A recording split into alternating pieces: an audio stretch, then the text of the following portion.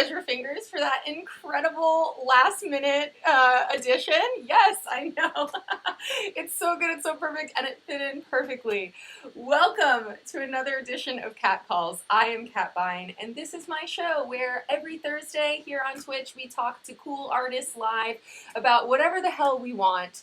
And it's an interactive show, so if you're in the chat and you have some questions for today's guest, go ahead and throw them out there. Even if it's not a question, be part of the conversation. You know, we're all in this together, and that's what makes it fun. What also makes it fun is that today my guest is Treasure Fingers. Yay! Everybody clap at home. Clap at home. Yes, Danny, it is a great intro because Treasure Fingers is a cool dude with a cool sense of humor. And I was introduced to his music way back in the Bloghouse scene days. Anyone who knows me knows that I fucking live for that shit. I love that funky new disco sound, but he is not a man of one sound. No, don't get it twisted. As we were just exploring in the pre-show preamble, he's a member of the drum and bass trio Evol Intent, and I do intend to speak to him about his very bassy roots today. He also has a label that he runs called Psycho Disco, which might be the best name for a label. I heard it was inspired by a Parliament Funkadelic track, which makes it even cooler, honestly. And he recently started a new project under the name of Datatab, which we will also get the deets on, and at the end of the show, we will play a Datatab song.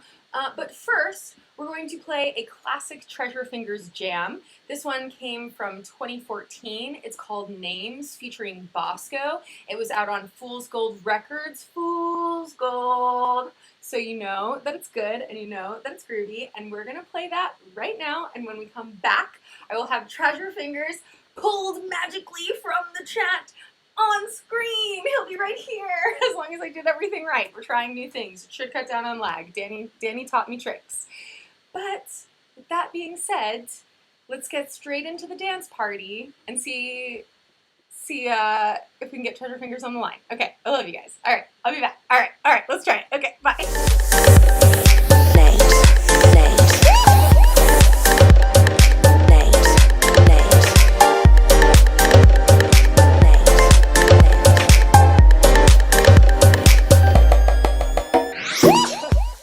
And we're back. All right, are you guys ready to say hi to Treasure Fingers? Not in the chat. IRL. Let's see if I did this right. Oh, shit! It looks good. And look at all that. Look at that. The low lag. Oh my god. This is like next level. Shout out Danny in the chat for hooking me up with the how-to. How you doing? Hello. I'm done. I'm done talking about myself now and how great of a job I did putting your face in this screen. I have like a slight. Well, there's probably like a slight delay going to you and then back to me, so it looks good. It just popped up on my screen. Oh, okay, yay! I'm so happy. This is so exciting. Yay! All right, woohoo! Doing the thing. Yeah, so we were just watching the numbers video, and I was saying to you how cool it is. Oh, names. Sorry, goddamn. Where's my brain? We were just watching the names video, and I was saying how cool it was, and you started to tell me the story about how the art came together, and I was like, shut up, wait until we're on the screen. So now... Yeah. So the video, BOSCO put together like a mood board and art board. She's very like, just visually, I don't know, she's very focused. Once like she has an idea down, it's like, she executes it very well. But she found this dude off Tumblr, I believe, that was making glitchy art and data moshing stuff, and just had a very cool style. And I think her and Fool's Gold just reached out, and he was like, I haven't really done that before, but let's try it. And he got about halfway through, and he was like, I'm sorry. I think he was in the middle of school or university or something, and he was swamped. But he had done a lot of it, and he was like, let me just give you guys the assets. And then I think someone at Fool's Gold actually just went through and like video edited it down and made it into a video. So nice. Turned out super cool though. I love that one. That's so cool though. I love the shout out Tumblr before it became just like a scary pornography jumble. And then it died because they cut off pornography. I know, exactly. They were like, what do you mean it's full of pornography? Get rid of that. And everyone was like, oh, I don't have to be Yeah. here. There's Super Pinterest. funny. So how are you doing? Where are you taking our call from today? Our call, like it's I'm more than me. Yeah, I'm here in Atlanta. I'm based in Atlanta. And I've Yeah. been here since How, 2011. I used to live in New York, but made the move back down. but you grew up in Oklahoma, no? Yeah, Yeah. I actually, random. when I drove out here to San Francisco to move a couple of months ago, I got stuck in Sallisaw, Oklahoma, where my car decided to break down. Are you familiar Oh with no, Sallisaw? I know the name of that town, but I don't know exactly where it is. But Yeah, it's is like it off of I-40? I'm assuming. yeah, it's definitely on I-40. Yeah. The gentlemen there were very nice to me. I stopped at a random like Pop and Son motor fixer Yeah. upper place, and the son told me the best story. I was like, he was like, "Well, I'm sorry you're stuck here," and I was like, "Well, hey, I never would have got to see Sallisaw if it weren't for this." And he was like, "Yeah, we're all real nice here, unless you go to the Walmart, and then you'll meet some assholes. But they're just traveling through. They're not from here." Oh man. Yeah, that's probably true in most Oklahoma towns. Yeah. How long did you? I mean, like, did you grow up there? Did you like graduate high school there? Yeah, I straight up went to the same school, like kindergarten through high school. Wow, Very the small. same building. Yeah, no, not the same building. Okay, I was like, damn, that's small. We were at least a little bit bigger to where there's, elementary, middle, junior Okay, school, or okay. junior high, and high school. But the whole town, I don't know what the population is now, but legit, when I lived there, it was like 4,000 people, like in the entire town. So Wow. it's super small. So that you can imagine there wasn't very many people that shared the same weird niche interest that I did. Right, So I was yeah. on my own little island out there. I have my dad lives in Tuscaloosa now, actually.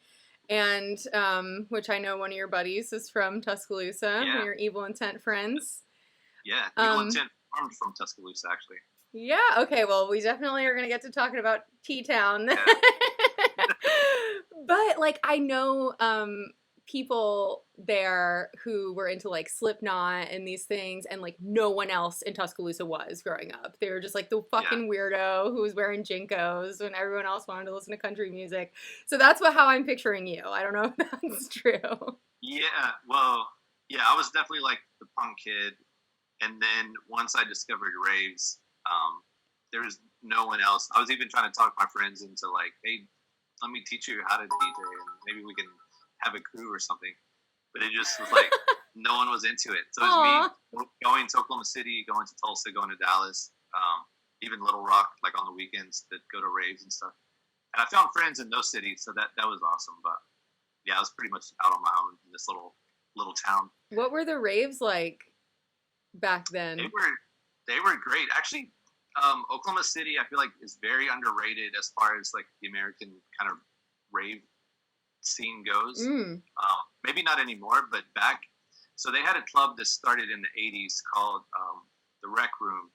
And I don't know if it was grandfathered in or something, but it could operate like 24 hours, I guess. It could go till like 10 or 11 in the morning.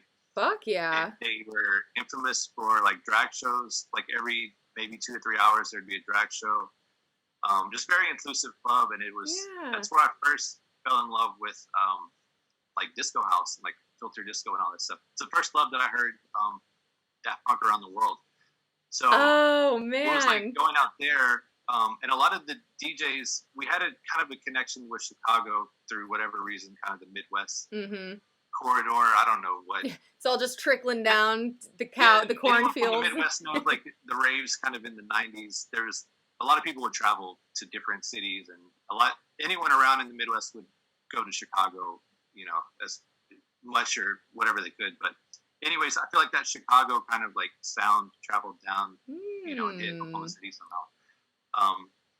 And there was also a steady like drum and bass scene there. Not big or anything, but it was cool. It's just like there was always a back room that had jungle or drum and bass, and that's what's up. That was my first love, because the first rave I went to, I really wasn't into the main room. I think it was trance or something, and it was just like, not me. Yeah, no. But I walked in the back room, and it was like insane, like jungle, like rugged jungle, and the DJs, they were all fucked out of their minds and pull and rewind like every 2 tracks. And I'm like, what? I don't understand any of this, but I loved it. What is Yes, this? it was So, just pure chaos.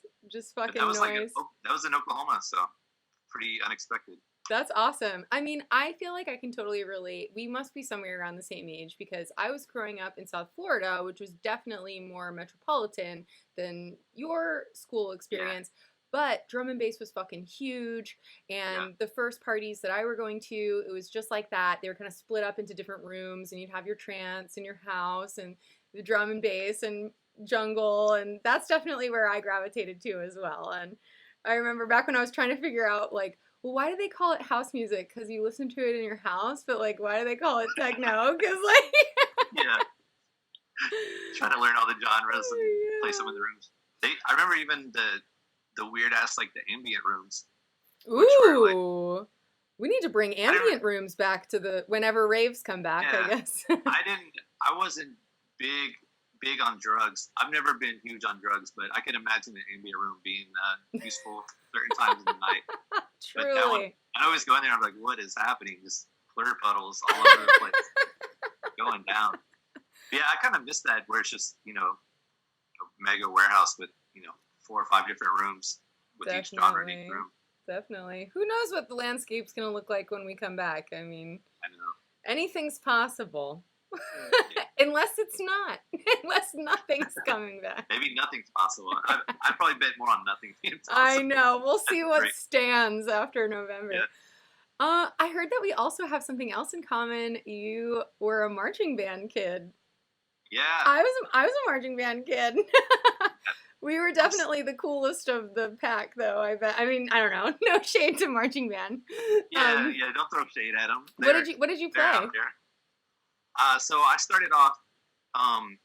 Here's my entire evolution. 5th grade, I thought I wanted to play saxophone, and quickly learned I hate this instrument. I hate reeds.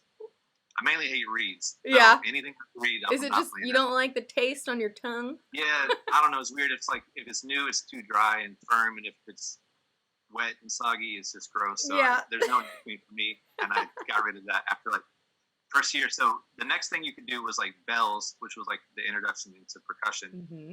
I got my little bell kit and learned that. Then I just went into percussion and I think I did snare drum for a little bit, but I moved to quads pretty fast. Ooh, you're a cool guy when you've got the quads on you on the field. Yeah, the quads were, I loved it.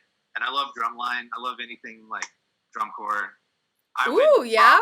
You didn't do drum corps, did you? Yeah, I would probably go to, like, I don't keep up with sports at all, but I would probably go to, like, college football games just for, like, halftime shows now, if there were such a thing in post-corona world. But yeah. I love that sound. I love the reverb and the echo off the stands. Like, it's just a cool sound. But, yeah, I went into that, and then the cool thing is he's, like, basically my uncle, maybe my mom's cousin. I don't know how I'm related.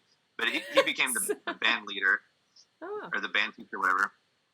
And I convinced him to let me play bass guitar, electric bass. What?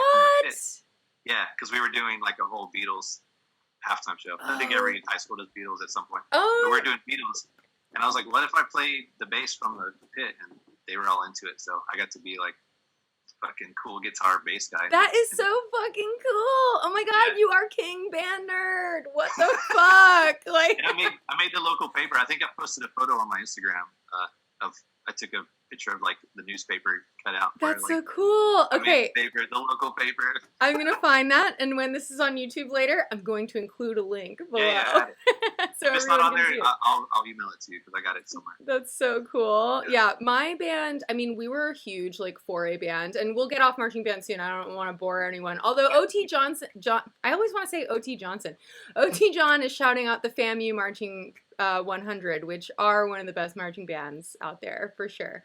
But yeah, we were like a 4A, but our band leader teacher was like very strict on, he didn't want to do modern pop songs. So Uh, we did one time do the Phantom of the Opera, which was really tight. And we had this kid who like wasn't a great marcher necessarily, but he got to be the Phantom, and he'd nice. like go on a big throne, and then they'd cover him with a sheet, and he'd disappear at the end of the show. He was loving that. Yeah, so that was pretty cool. Anyway, now that we're done talking about marching band nerd stuff, I also read that your dad was the one who taught you how to use a 4-track recorder when you were a kid. And I also feel nostalgic for days of like taping myself making fake radio shows on a little cassette, but that was not as nifty as a 4-track recorder. Like, what do you remember about the first little songs you made on that 4-track recorder as a kid? First and foremost, they were terrible. Absolutely garbage, trash. What kind of like song? Like, were they rock or were they? Yes. So I would go and record like I would do a metronome and record like the guitar line, and then I would record drums. Everything was so overly saturated, like it was just garbage by the time I finished it. But yeah, it started with like rock songs, and then I started a band with my cousins, and we played for like a little bit, but it just didn't take off. That's not why you're here today. Yeah. We weren't quite there. And then, but what had happened because of that is the drummer was a couple years older than us, so he left for college, and it kind of left us like, oh, I guess we don't have a band anymore. We're in this small town, so I was getting really into electronic music at the time, so that's what made the big shift of like, fuck it, I can make all this myself, Exactly. That's what everyone kind of says. It's like a freedom thing. Yeah. But the cool thing with learning on the 4-track, and it was a little tiny, like, it's called a QI10, Yamaha QI10, but it's like a drum machine and a MIDI sequencer. Nice. And the sound's pretty terrible on it, but I did learn to write drum patterns, and then with the 4-track, learn to record them in, but also learn to bounce from like 4 tracks down to 1 again, so it would give me an extra 3 tracks to add some more. Just like basic, I don't know, I feel like it was cool for being a kid to like experiment with that sort of stuff and just really figure it out for myself, Yeah, totally. I like that sort of thing. I wonder if kids these days are still, I mean, someone out there must be fucking around with actual like track recorders. I know it's so easy now to like open an app on the computer, and it's great that you can do that, but like something kind of magical and fun about fucking around with it too. Feel like a mad scientist with your buttons. I think there's like a small scene on, probably find it on like Bandcamp or something of just people doing it pure hardware, no computers, recording straight in. Yeah, that's cool. It's definitely rare to see these days with so much other technology. You literally can get Ableton one day and spend a full day watching tutorials and install Splice and then have a song out by the weekend. Might be shitty. You might want to hold off on posting that, but it's the possibilities are there. Yeah, that's cool. So you talked to me about how you started getting into raves, and you were traveling around, going to the big cities. How did you meet the Evol Intent guys? That started because I was kind of making some noise around the Oklahoma, Arkansas, like Texas area, and getting booked to play the raves and clubs there. And this guy was actually from, I don't know if he's from Tuscaloosa or from Atlanta, but he had moved either to Northwest Arkansas, to Fayetteville, or had friends there. I forget how this all came about. But somehow it came up that there was like a crew in Alabama that like thought they were hot shit and that I should battle them. And I was like, what?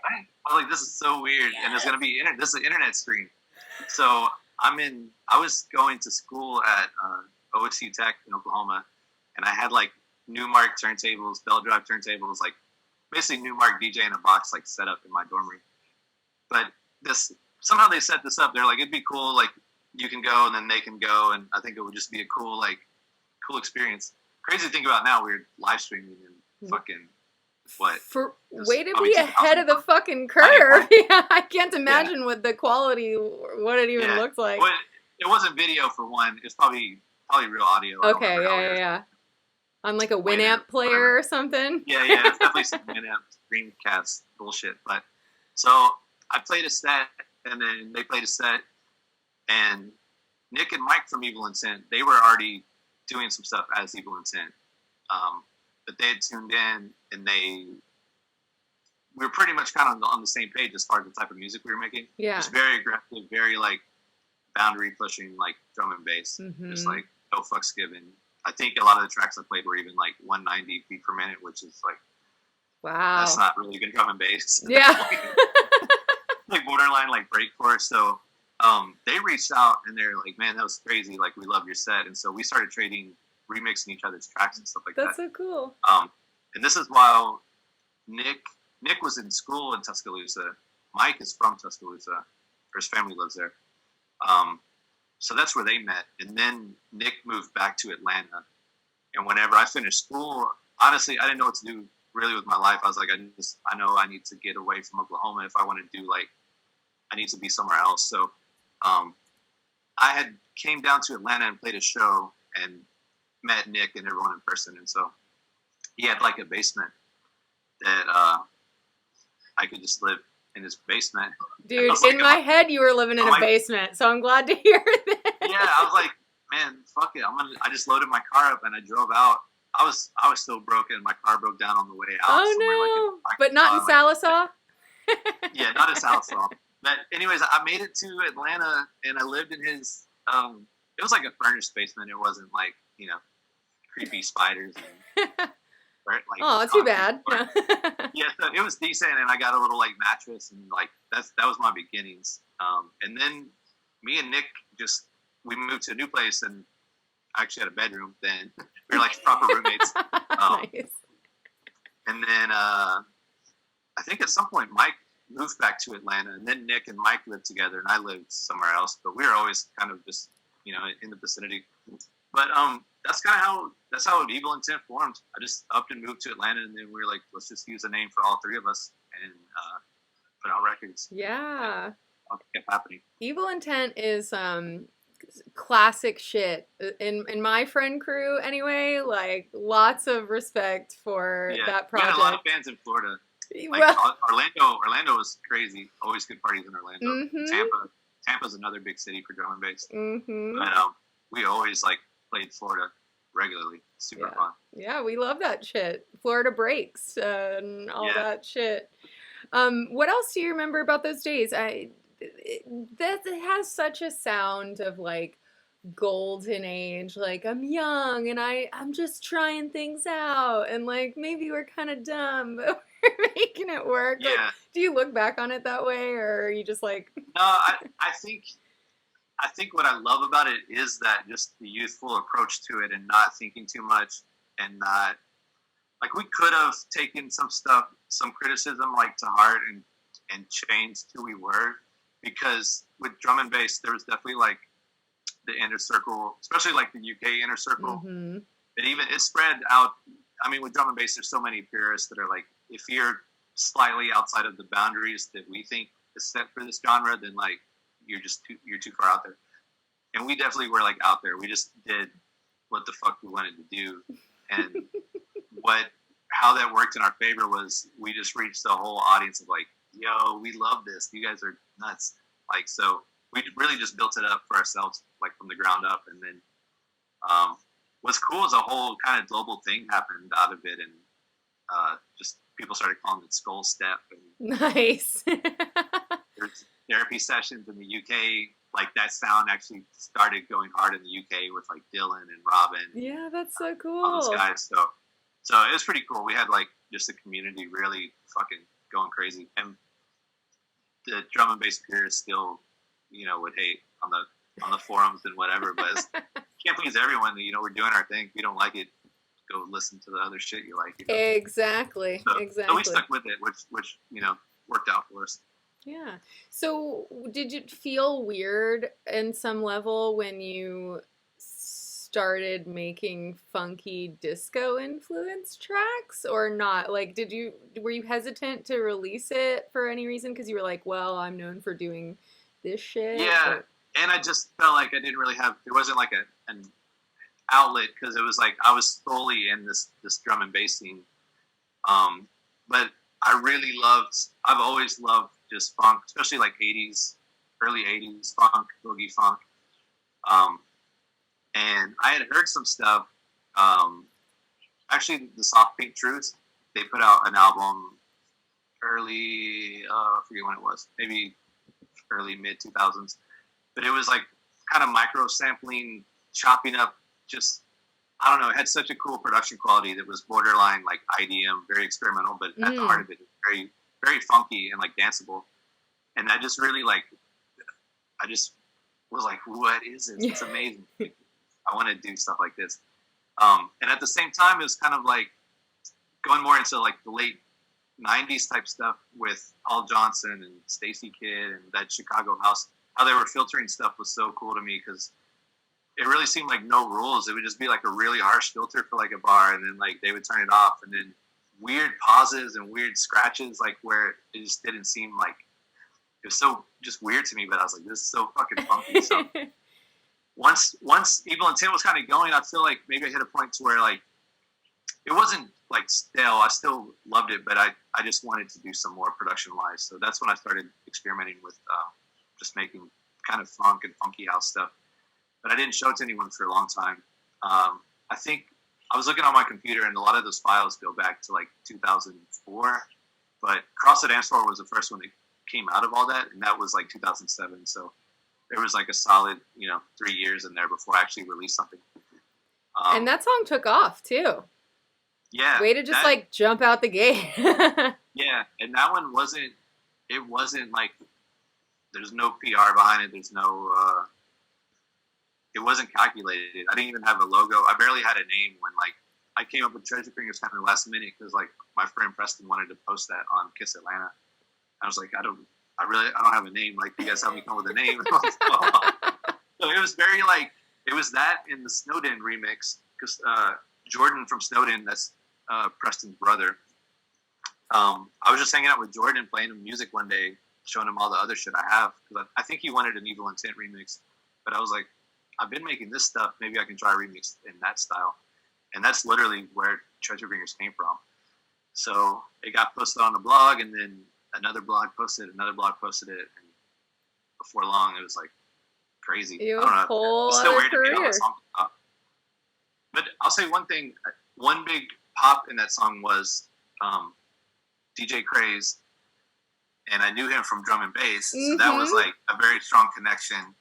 And he was doing a Fabric Live CD and wanted to license it, and I was like, yeah, let's do it. There's no publisher, there's no label, so I guess get them to send me the paperwork. That's awesome. So he put it on his Fabric Live CD, and then after that, A-Track hit me up about Fool's Gold, and then it just kept snowballing. Super cool though. That's so awesome. Yo, shout out DJ Craze. He is like the man, and coming from Miami, like that dude's the homie too. He was one of my first guests here on Cat Calls, so shout out to DJ Craze. Yeah, he's awesome. I love that guy. Yeah, and then Fool's Gold is such a cool label. Like, what a great place to find and make your home during that whole like next era, like a whole era. Like, yeah, that was such a crazy time. That was literally. I mean, I knew A-Track because of just being a badass since he won. Yeah, because he's like the fucking favored son, prodigal son of fucking DJing or whatever. but I also knew Fool's Gold. They had like the Crookers remix of Day and Night, Kid Sister, all those very first like Fool's Gold records were like massive. So I was like, this is crazy. And my release was like the 10th Fool's Gold release, so it was really, they were just like cracking to the point where A-Track was like, hey, I started a label. I don't know if you've heard of us, but it's Fool's Gold. And I was like, Fool's Gold? I was like, what? And I know you, are you? Yeah, right. It's crazy you're writing me. Yeah. So it was like crazy timing. That's awesome. Yeah. Are there any fun stories from like that, I guess like pre-EDM blog house going into the early EDM days, like what I like to think of as the golden era before it got a little too cheesy marketed up, and it was a bit of a wild time. It was the Wild West of like dance floors. Yeah, it really was. Because for one, we were just giving our tracks out for free, so I think publishers and labels were like, "Fuck, it's going on." But we were getting all the money on the gig side, so it was like cool if we can put tracks out and then we can tour these cities constantly. Why not? So that was kind of the business model for at least for me and a lot of others coming up at that time. Mm-hmm. But yeah, it's kind of I don't know. I kind of have some regrets because I think I let for being touring as much as I was and being in the same room as some just fucking idols. I felt like my just social anxiety kind of like got in the way to where I didn't make these like connections or really like connect with people like I should have. I know what you mean. So I kind of regret that, but at the same time, it's like I played, hundreds of dope parties, and it was just like such a magical time. Like it really was insane. Well, I think of you as a producer's producer, and I see people talk you up all the time. So I don't think that you like flew under too much, Yeah.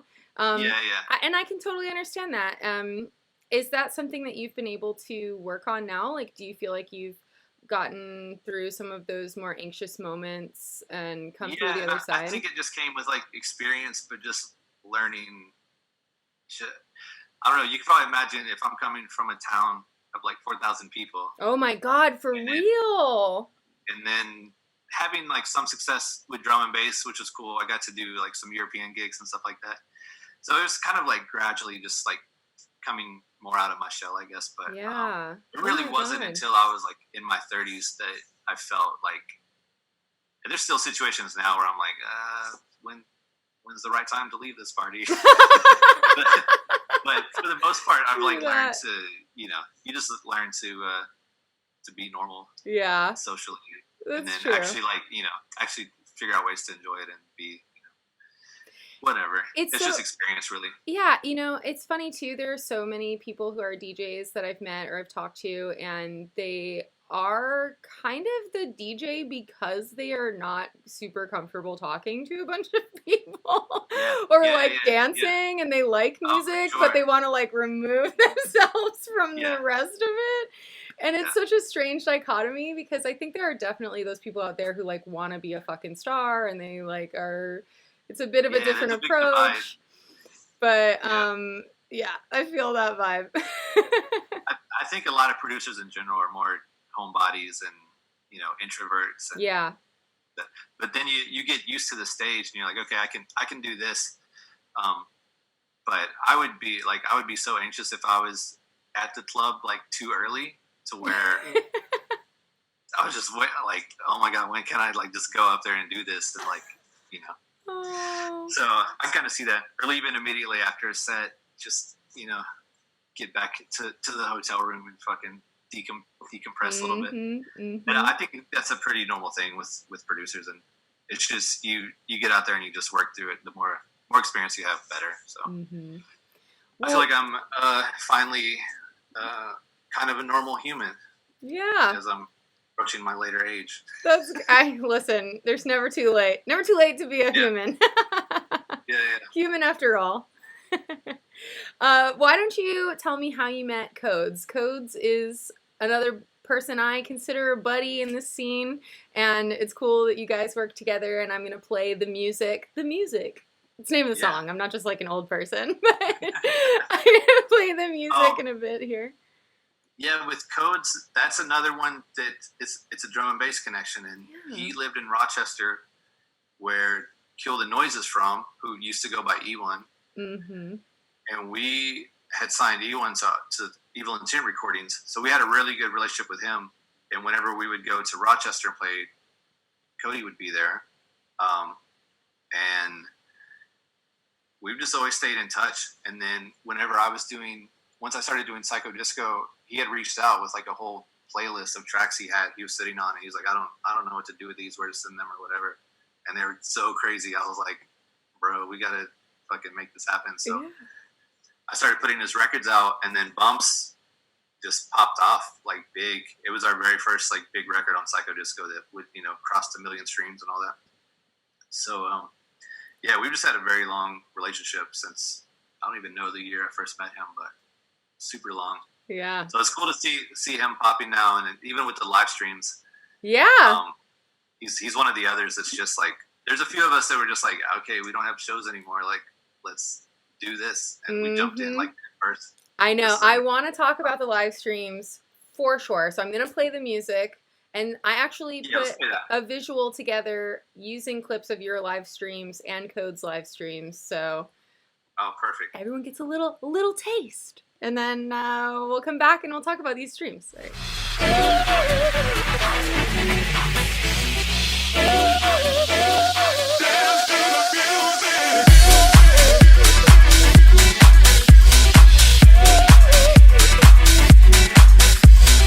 And we're back.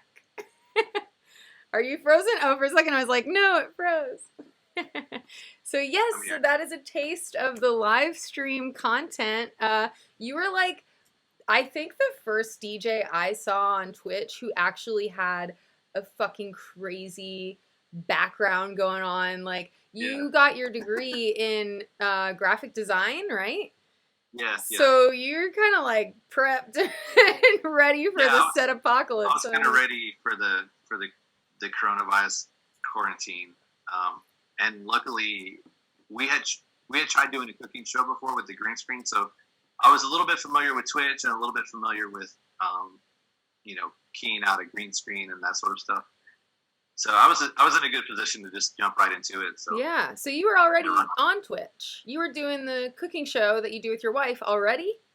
Yeah, well, we did it a bit last year, and then we ended it because cooking shows don't really do that well on Twitch. Or at least they didn't pre-coronavirus. I think now it's, if you look at the food part, there's better viewers now than it used to be. Yeah. But we used to drag out everything like every week and change our kitchen into like a studio basically.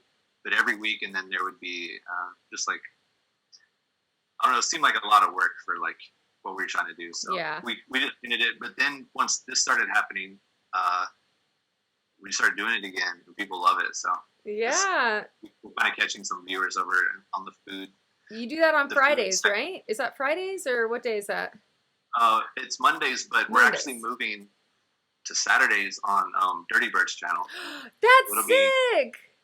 It'll be on Dirty Bird TV Saturdays, 4 to 6 p.m. That's so awesome! Yeah. What a fun crossover! I feel like that makes sense because they've always done the grilling and shit, so like their fans are prepped for food content. Yeah, they gotta cook out. They just have like such a cool fan base. I feel like they're gonna welcome our weirdness. Yeah, definitely. Our cooking show isn't really like when I was talking to Claude Von Stroke about it, I was like, it's a cooking show, but it's more like something that would be on Adult Swim than yeah.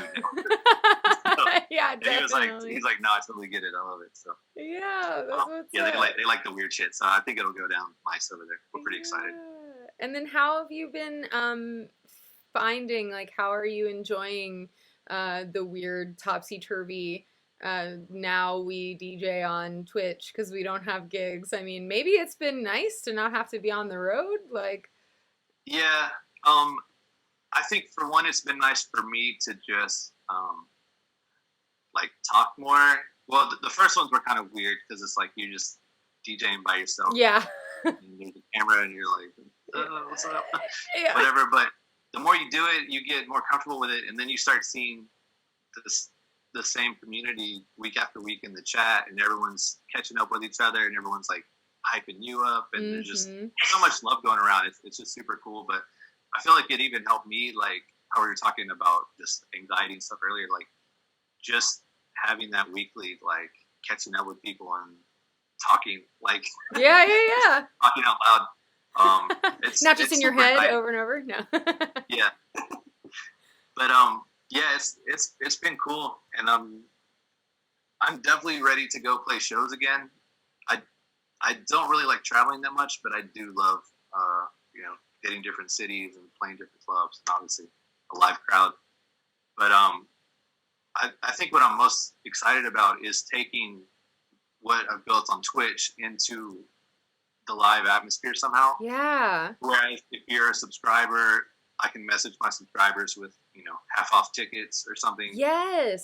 You can do exclusive meet and greets if you're part of the Twitch fam That's or whatever. So just smart.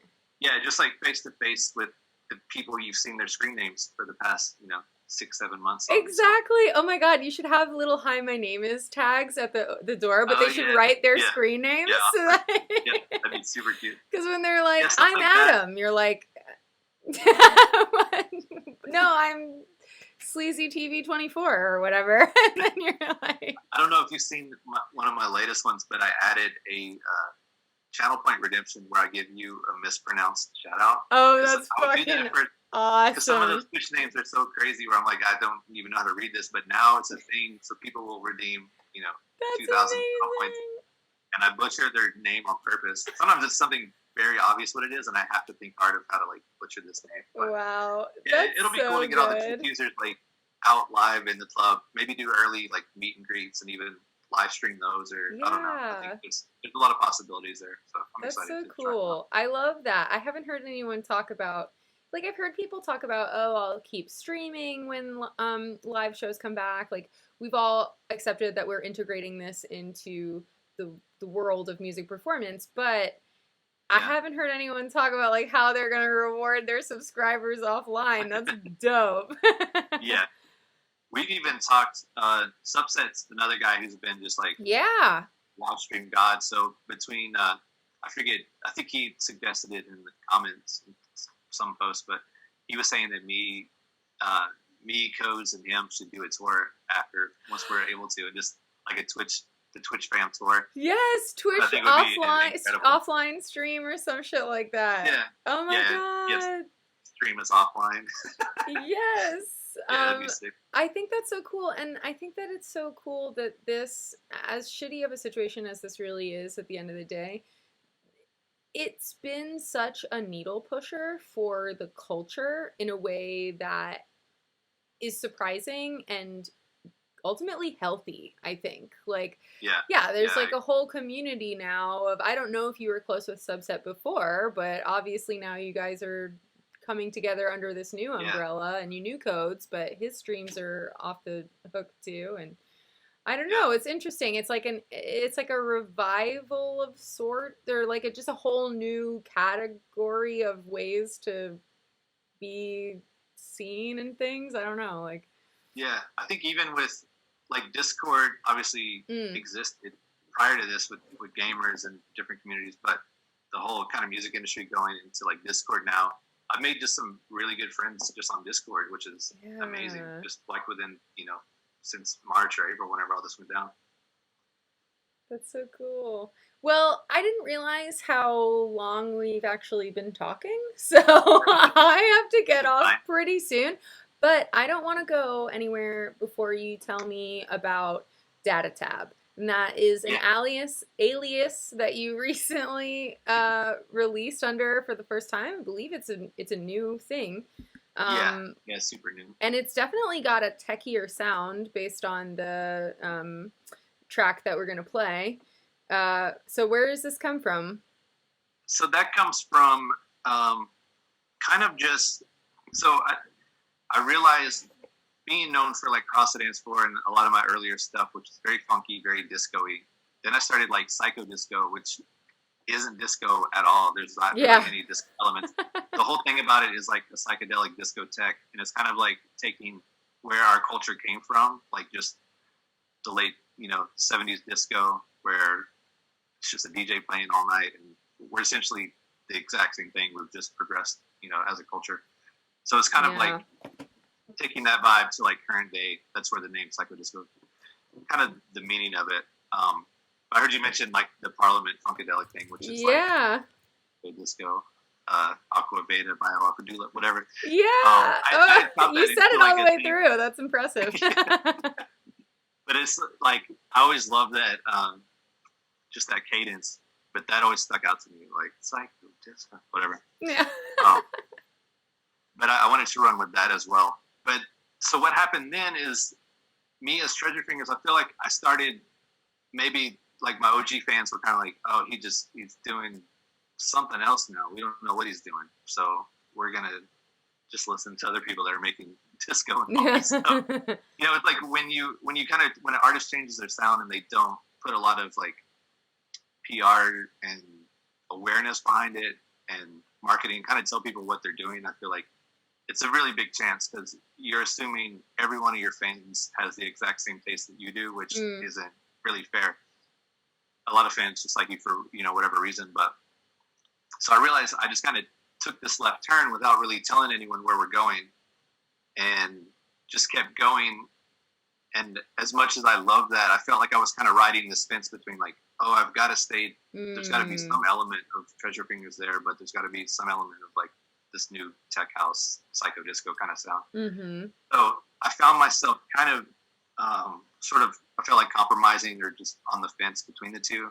And I didn't think that was fair for the fans, but for myself, I just totally felt more and more restricted. So I kind of had like a coming to God moment or some shit where I was like, Treasure Fingers is funky and disco house and whatever, and someone else is going to make tech house. And then that's when I came up with the name Datatab. I love the name. So it's a cool name. Yeah, so I just kind of went for it, and you know, the name kind of alludes to expanding the mind, I guess we'll say.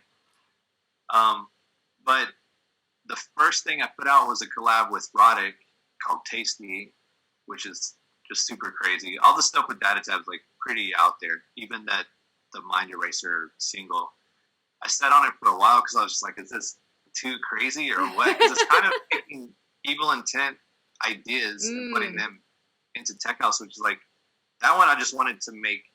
I was like, there should just be a crazy sound. Like if you're at the club and then all of a sudden there's a crazy sound just taking up all the space like a vacuum, I feel like people would be like, what the fuck is this? What is happening in here? So that was kind of the idea. And the bad thing is it happened during coronavirus, so I didn't really get the club experience with it.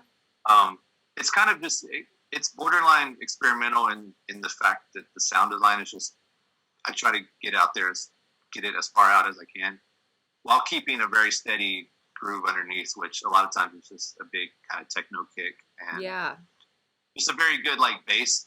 And then once you have that going, you can kind of do whatever on top of it. That's how I view the production of it. So well, that was the whole thing with that. So going forward, pretty much, if I release on Psycho Disco, it's going to be under the name Datatab. Okay, cool. And with Treasure Fingers, wherever I can put the tracks. But I'm working on a new label that I'm kind of waiting for some indicators of the scene and coronavirus to come out with. So, but that'll be just disco based.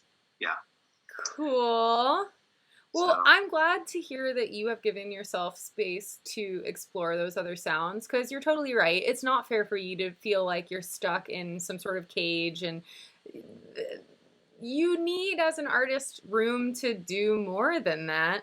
And then it'll make coming back to the funky stuff more fun, because you're not like cutting your toes off at the edge of anything else, you know, like. It was an amazing feeling to just go in and make both of those. Even when I started making the first Datatab production stuff, I was like, wow, I can just be like fucking raw and not Treasure Fingers doesn't exist. Like, Treasure Fingers. And then when I do Treasure Fingers, this is just like go back to my roots and just cut some shit up and make it super funky. Yeah. You know, not try to fit in with like whatever the current tech house time it is. So it's very liberating for sure. Hell yeah. Well, congratulations. And from what I've gathered over this conversation is you've always been someone with your fingers and your head in a lot of different spaces, you know, like you're not a man who's just one thing. So it's good that you can let that live.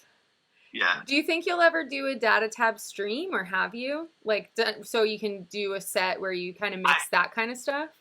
Yeah, I have kind of like unofficially, because like the Twitch viewers, they know I'm Datatab and they know those tracks. Sometimes they'll even say in the chat like let's take it to like Datatab. Okay, cool. But on that note, we are going to start we have a Psycho Disco Twitch channel that we really haven't utilized. but we're gonna start doing Psycho Disco streams, and I'll be doing just purely Datatab sets over there. So. Oh, sick! Awesome. Yeah. I like that it has its home at Psycho Disco. Yeah, and we did one Psycho Disco live stream with me and Roddick. It's been like several months back, but I did some really crazy visual stuff. Like, oh, sick. Try to push some boundaries, and my computer nearly melted down. But I'll maybe on the YouTube when you edit it, I'll send you a clip of this and you can like put it up. But there were people tuning in that were legit like, where are you guys at? Is it because it looked like a warehouse and there was smoke and there was like that's visual boards and all sick. stuff. Yeah, but please do. It was me and Roddick in my kitchen, and I just went in on it and made it look as like, I don't know, as realistic as I could from a warehouse so perspective. Sick. Holy shit. Yeah, please do send me that. I'd love to put that into the YouTube. Only somewhere here. I don't know. That's sick. Well, thank you so much. I can't wait to get into your streams more. I have tuned in a few times, and especially in the beginning, it was really nice having your sets when the crushing weight of quarantine was like at its peak. Yeah, that's why I felt Disco House and Feel Good Music would just hit a lot better then. So it was very, very integral to like building my channel up. Mm-hmm. Helping people with their despair. Yeah, I know. Well, don't stop. The despair never goes away. Yeah. Oh, shit, I forgot to put your @ I'm the worst, dude. I was really... Anyway, thank you for coming by. I'll find a way to fix that. I'll find a way to fix that later, yeah. @TreasureFingers. It's not hard. It's the way it's spelled. Thank you so much for joining me today. I'm really glad we got this chance to chat with each other. And I'll talk to you soon, I hope. Yeah, thank you. Yeah. Thanks for having me. See you hope on you guys like this Datatab track. Yes. Mind Eraser. We're getting into it. All right. Have a great rest of your day. You too. Bye.